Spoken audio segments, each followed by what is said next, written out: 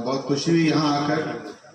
सबसे पहले तो मैं हमारे दोस्त शोएब अंसारी साहब का तहे दिल से शुक्रिया अदा करता हूँ और हमारे दूसरे मोहसिन और मेंटर गुबलानी साहब का भी शुक्रिया अदा करता हूँ कि इन दोनों ने हम सबको एक अच्छी राह दिखाई।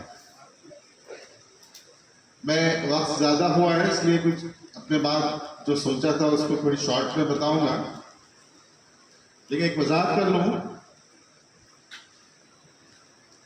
कि हमको बदलना है। किस तरीके से बदलना है, एक तफसीली विजन, कहाँ हमको जाना है, हमको कहाँ हम जा सकते हैं, ये बात काफ़ी अच्छे अंदाज में जुबैर गोपलानी साहब ने बताई। माशाल्लाह, अल्लाह उनको उनकी इस कोशिश को कबूल करे, नजर से बचाए। और ये बात उनके दिल से निकली है। कब निकली है? जब उन्होंने कई डिकेड्स में अपने कम्युनिटी में काम किया है, शुरुआत की है, आगे बढ़े और एक नए तरीके से शुरुआत करने के लिए हमारे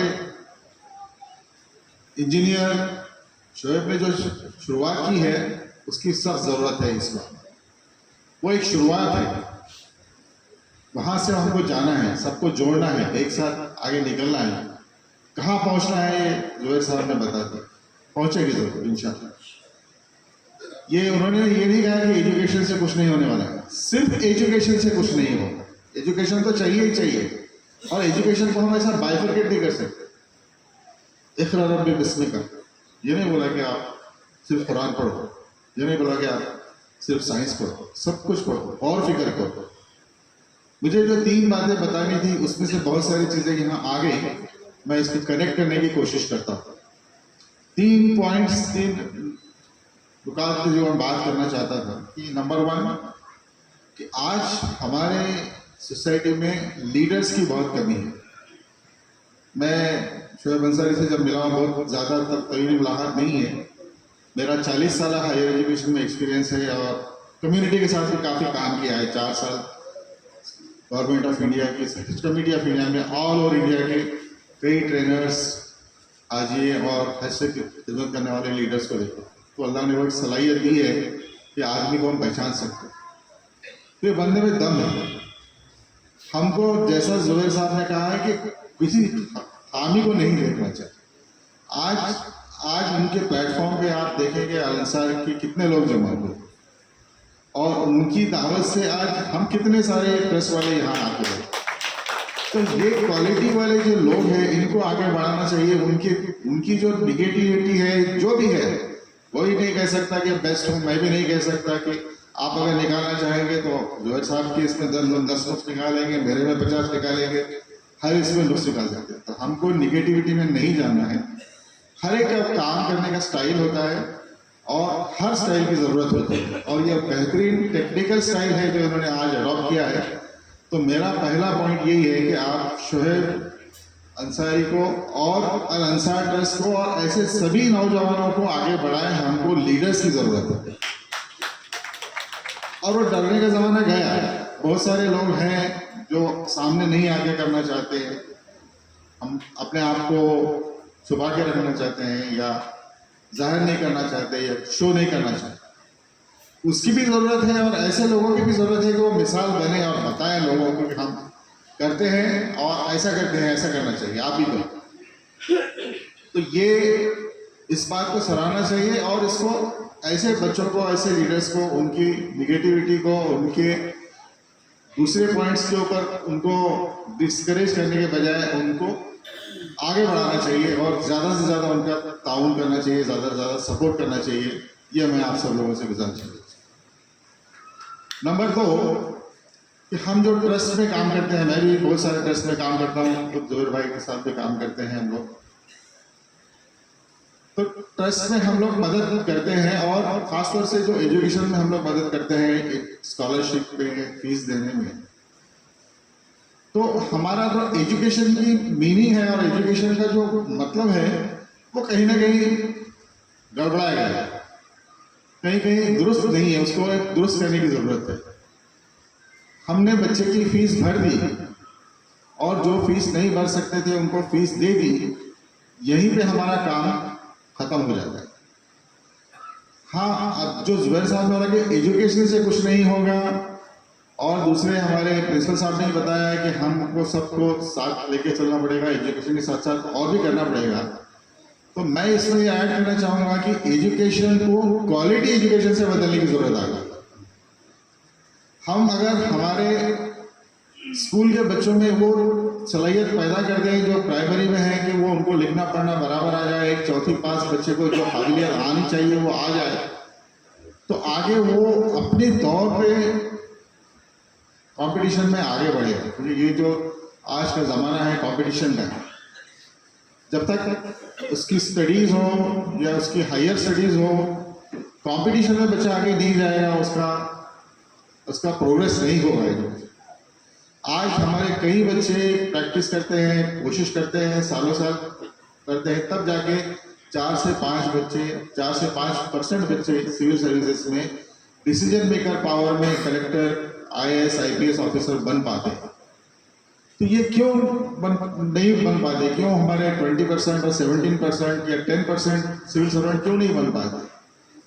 क्योंकि हमने इसमें काम किया है। पिछले जब मैं हेल्थ हाउस में था तब 4 साल और उसके बाद के 4 साल, 8 साल का मेरा तजुर्बा है कि बच्चों को मियार जो है, जो बच्चे ग्रेजुएट हो गए कॉम्पिटिटिव एग्जामिनेशन देने के लिए आते हैं, उनका वो मियार नहीं होता है जो होना होता है।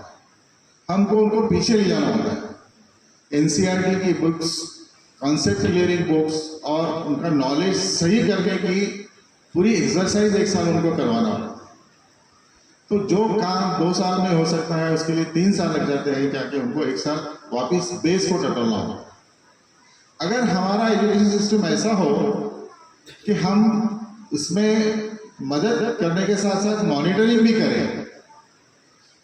अगर हम बच्चे को मदद करें, ठीक है भाई हम तुझे फीस देंगे, लेकिन भाई तेरे को फर्स्ट क्लास लाना पड़ेगा, तेरे को रिपोर्ट करना पड़ेगा, उसका फॉलोअप रखें, बैकअप रखें, और उसको 3 चीज़ों के लिए अगर हम जिसको भी हम इमदाद दे रहे हैं एज ए फीस या फैसिलिटीज़, 2 चीज़ जो हम हर ट्रस्ट देते हैं, उसमें से अगर 3 चीज़ों का कमिटमेंट कर लें और उस पर फॉलोअप रखें तो हमारा काम हो जाएगा।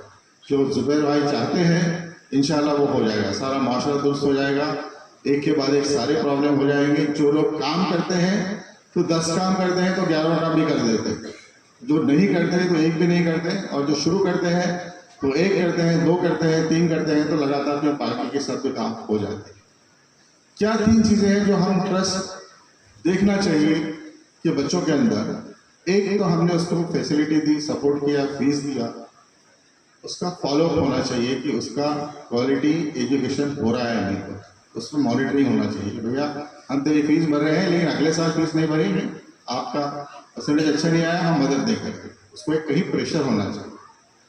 दूसरा, उसमें जब तक हमारे अगर ऐसे बच्चे कलेक्टर बन जाए, ऐसे बच्चे IPS बन जाए जो रिश्वत लेते हैं और मुसलमानों का नाम खराब करते हैं, तो हमारे लिए अच्छा नहीं।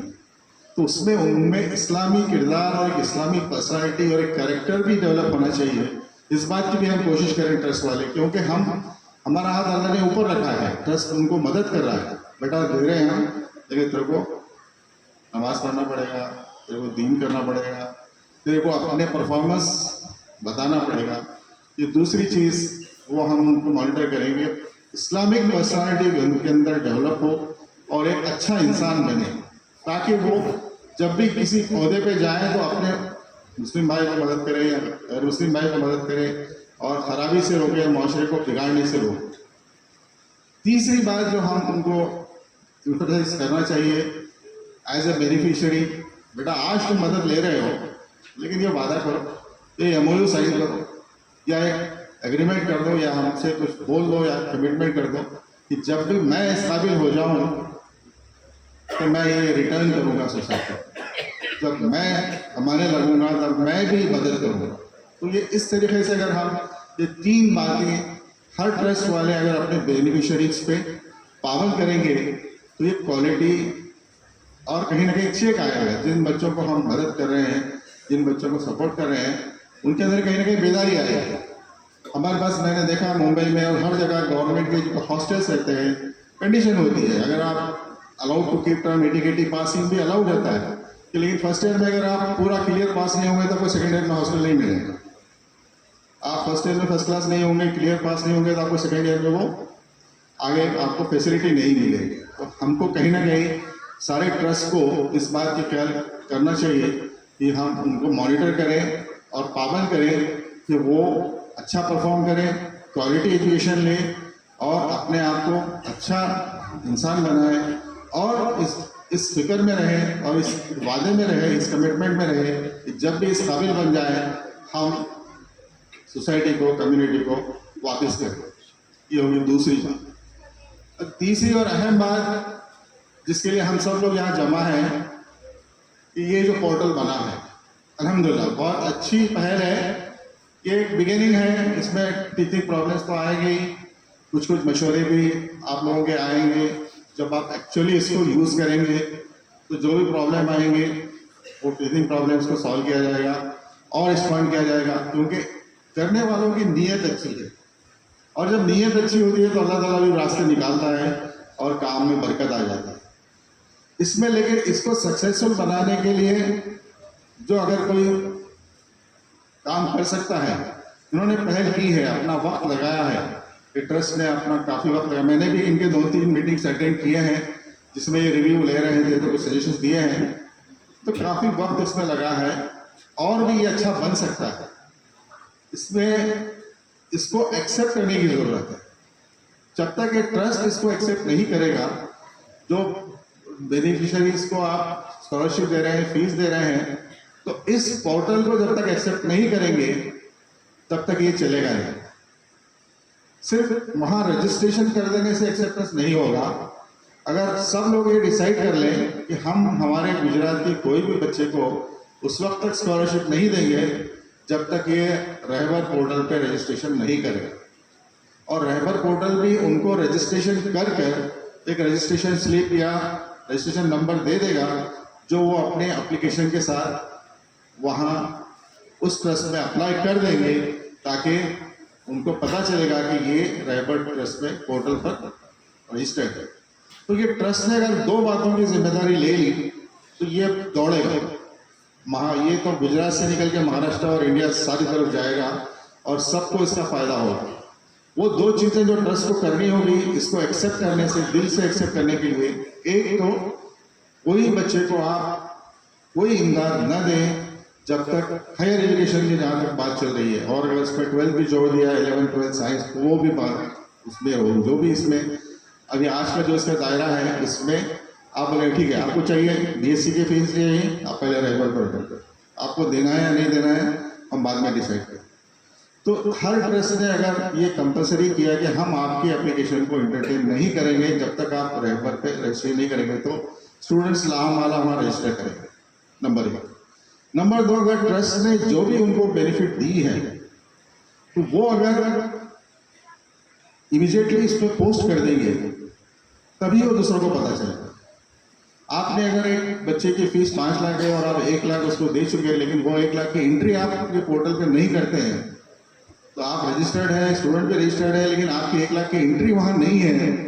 आपने दे दिया है, पहले ही दे दिया है, रजिस्ट्रेशन में पहले दिया है या बाद में दिया है, लेकिन आपने वहाँ उसको एंट्री नहीं किया। आपको सिर्फ आप उसको प्रॉमिस करो, कैश दो, कैसा भी दो, आपको सिर्फ एंट्री देना है तफसील कि हमने इसको इतनी मदद दे दी है। तभी जाके ये पता चलेगा कि एक की मदद की है, हम दूसरी मतलब इतनी 4-5 की ज़रूरत थी, एक की मदद हो गई और 4 देना बाकी। तो ये 2 चीज़ें बेसिकली पहले स्टेज पे इसको सक्सेसफुल करने के लिए सब ट्रस्ट को करना ज़रूरी है। दूसरे मरहले में अगर ये सक्सेसफुली होता है और आप 1 साल तक इसको अच्छे से चलाते हैं, तो इसको फिर आप, क्योंकि अंसार ट्रस्ट के इसमें 2 काम होंगे। एक तो ये पोर्टल को एज एन मॉनिटरिंग एजेंसी चलाना, और अपनी तौर पे अलग से जो आप मदद कर रहे हैं, जो बेनिफिट दे रहे हैं, स्कॉलरशिप दे रहे हैं, वो देना, वो अलग बात है। इसको आपको दोनों को अलग करना पड़ेगा। तो एक काम जो आप लीडरशिप का ले रहे हैं, सारे ट्रस्ट का लीडर बनकर जो आप आगे आ रहे हैं, तो उसमें आप एक अलग से रोल बनाना पड़ेगा। आपकी टीम को 2 टीम में आप तफसील कर दीजिए कि आप अपना ये टीम जो है पोर्टल का देखेगी, ये टीम जो है जो फंडिंग कराना है उसका देखेगी। तो दूसरा जो इम्पोर्टेंट स्टेज इसमें इम्प्रूवमेंट हम कर सकते हैं, अगर आप लोगों ने इसको एक्सेप्ट किया और रजिस्टर किया और बच्चों का रजिस्ट्रेशन कंपलसरी किया और आपने जो भी ताउन किया उसको वहाँ रजिस्टर किया, पोस्ट किया, तो अगले साल में only one application, no multi application by student. इसमें बच्चों की जो आजकल जो फजीती होती है, हम जो कॉमन केसेस है जो चीट करते हैं उनका नहीं सोचेंगे, लेकिन एक जो डिजर्विंग केस है कितना ह्यूमिलेशन होता है, उसको ज़रूरत है 5 लाख की 2 दिन में देना है, मेडिकल का एडमिशन है, यहाँ जा रहा है, लाइन में लग रहा है, वहाँ जा रहा है, सबमिट कर रहा है, इधर धक्के खा रहा है, उधर धक्के खा रहा है। कभी कभी उनके पास लेडीज़ कैंडिडेट है, उनके वालिद जा रहे हैं, कभी वालदा जा रही है, कोई वालिद नहीं है, वो बेचारी औरत चक्कर मार रही है। तो ये जो ह्यूमिलेशन होता है, ये जो तकलीफ होती है, हम देखे हमारा उसके ऊपर जो उपचार करें। मैंने कई ट्रस्ट देखा है, तो बुलाते हैं, पहले तो पैसे पूछेंगे, एक दिन बुलाएंगे, परसेंटेज पूछेंगे, फिर फॉर्म देंगे, फिर वो दूसरे दिन उनका काउंसलर बात करेगा, आप ये क्यों कर रहे हैं, मत करो, छोड़ो, दूसरा करो। फिर तीसरे दिन वो उनका क्लर्क साइन करेगा, बोला ठीक है आप चेक लेने के लिए परसों आ जाओ, 6-8 चक्कर करेगा, 1 लाख रुपए की ज़रूरत है, 15,000 रुपये मिलेंगे, इतना सारा करने के बाद। ये सब आप ख़त्म कर सकते हैं इस पोर्टल के ज़रिए। एक ही एप्लीकेशन होगा और वो सिर्फ अपना रिक्वायरमेंट देगा और साथ साथ वो कहाँ अप्लाई करना चाहता है वो ट्रस्ट पे नाम दे देगा, वो विंडो में वो अप्लाई कर सकता है। तो जो अभी ट्रस्ट वाले हैं वो देखेंगे कि आपको किसने किसने अप्लाई किया है, कौन डिजर्विंग है, और ट्रस्ट वाले इसको दे सकते हैं। Without coming in contact single application पे सारे ट्रस्ट उसको बेनिफिट दे सकते हैं। ये नेक्स्ट स्टेज में इसको डेवलप किया जा सकता है। आज गुजरात में है, इसको महाराष्ट्र से जोड़ा जा सकता है। आज सिर्फ गुजरात के ट्रस्ट को उन्होंने रजिस्ट्रेशन दिया है, कल महाराष्ट्र के ट्रस्ट को इसमें रजिस्ट्रेशन दिया जाता है। मॉडल गुजरात में सक्सेसफुली चलेगा, exactly similar model another portal आप कॉपी करके महाराष्ट्र में भी चला सकते हैं, दूसरे भी स्टेट में भी चला सकते हैं। तो ये एक शुरुआत है, इसमें हम आगे बढ़ेंगे, नीयत और इखलास अच्छी रहेगी तो इंशाल्लाह अल्लाह ताला कामयाबी देगा, इसमें भी कामयाबी देगा। और हमारे को जैसा बनना है एक मिसाली तौर पे और एक समाज के सामने जैसे हमारी इमेज रखना है वैसा बनने में भी कामयाबी देगा। सिर्फ हम हर किसी का पॉजिटिव पॉइंट लेके चलें, निगेटिव पॉइंट छोड़ दें। और जिस बंदे में आज कोई भी बंदा हो, कोई भी ऑर्गेनाइजेशन हो, कोई भी ट्रस्ट हो, आज 60% पॉजिटिविटी है, आप 40% को नज़रअंदाज करेंगे तो मेरा यकीन है कि वो 60% पॉजिटिविटी बढ़ते बढ़ते 90% 100% तक आ जाएगी। लेकिन अगर आप 40% को ही लेके निगेटिविटी को लेकर बैठेंगे तो वो 60 का भी वो 40 का 50 होगा, निगेटिविटी ही बढ़ती जाएगी और वो सबसे तो वो ट्रस्ट और ऑर्गेनाइजेशन नहीं चल पाएगा। अगर हमको आगे जाना है तो बेस्ट है उसको लेके जाना है और आहिस्ता आहिस्ता हमारे इरादों के साथ आगे बढ़ेंगे तभी अल्लाह ताला कामयाबी देगा। फिर एक बार आप सबका शुक्रिया अदा करते हुए अपने चंद अल्फाज में ख़त्म करता हूँ। जज़ाकल्लाह, शुक्रिया, बहुत बहुत शुक्रिया खान साहब आपका।